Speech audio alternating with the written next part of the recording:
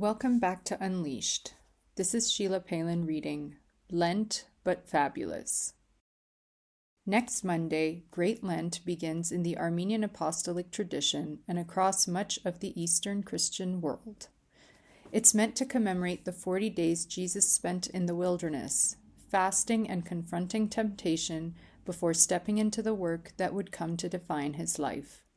It carries us all the way to Easter Sunday and is traditionally observed by giving up animal products, alcohol, and cigarettes, and by recommitting to prayer and church.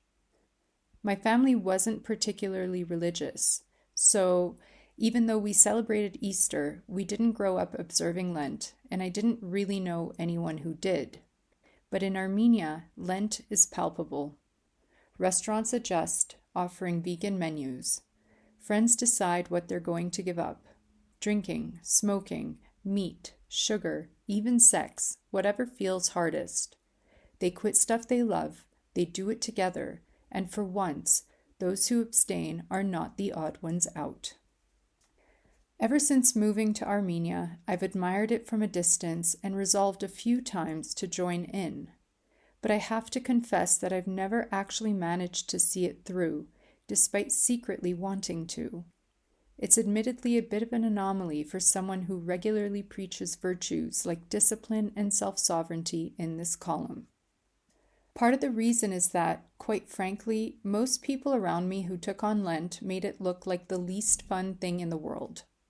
They complained about how hard it was, how joyless life felt without this or that, counting the days until they could smoke, drink, eat meat and cheese again, or reclaim whatever it was they'd put on hold.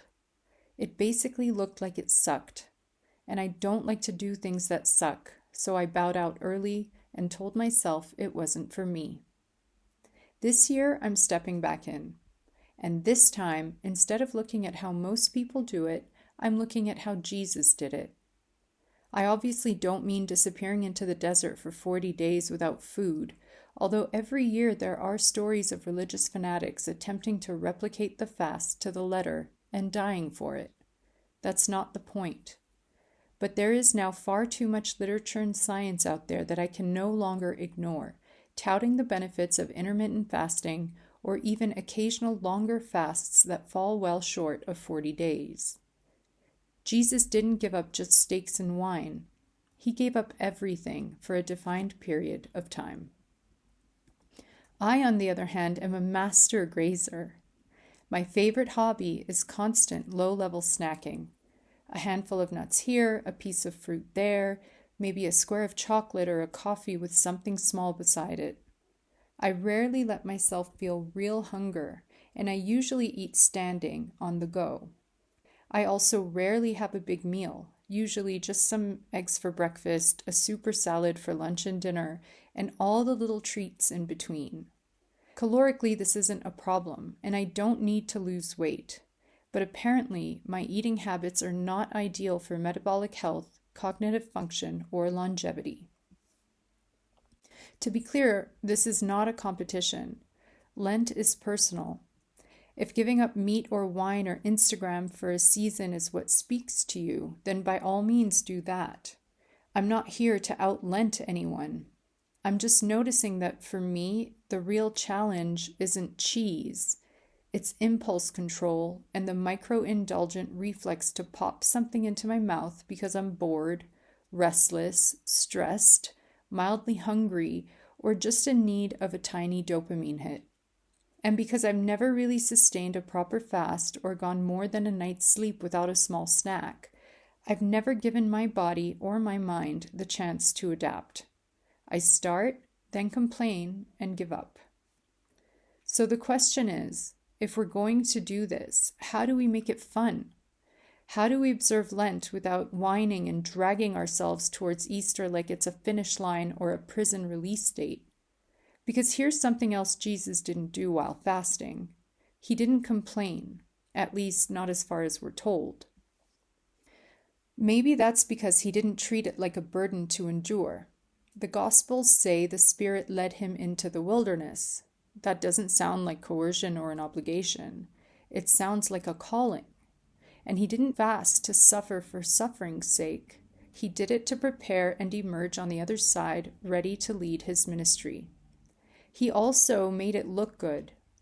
When the temptations came, he didn't moan or hesitate. When he was hungry, the devil tempted him to turn stones into bread. His answer, "Man shall not live by bread alone," which, in my case, sounds like, why settle for a handful of almonds now when, if you just wait a little longer, you can sit down to a delicious meal you're going to love so much more? Then Jesus was taken to the top of the temple and told to jump, to prove that if he really was who he claimed to be, the angels would catch him. His answer, "You shall not put the Lord your God to the test," which to me translates to refusing to perform for external validation. And finally, the devil offered him all the power and glory of the world if he would bow down and worship him. His answer, "You shall worship the Lord your God and serve him only." He could have had the crown handed to him on a silver platter. He chose to take the long road with integrity instead. Dude kept his composure with ice-cold discipline in front of the actual devil at all times. That's pretty gangster. So if we're going to do Lent, can we do it like that? And can we maybe stop choosing to give up stuff we can't wait to take up again? Why not choose something we might actually want to leave behind for good? And while we're at it, why not consider adding something we've been meaning to take up instead? I don't see Lent as intentional suffering anymore. I see it as a communal opportunity to grow, an invitation to transform. And this time, I'm accepting. If you're also in, tell me what you're giving up or what you're taking on. Let's do this together. Let's make it fun, fabulous, maybe even stylish. It's just 40 days. Well, technically 48, but who's counting? Let's see what happens. Let's see who we might become on the other side.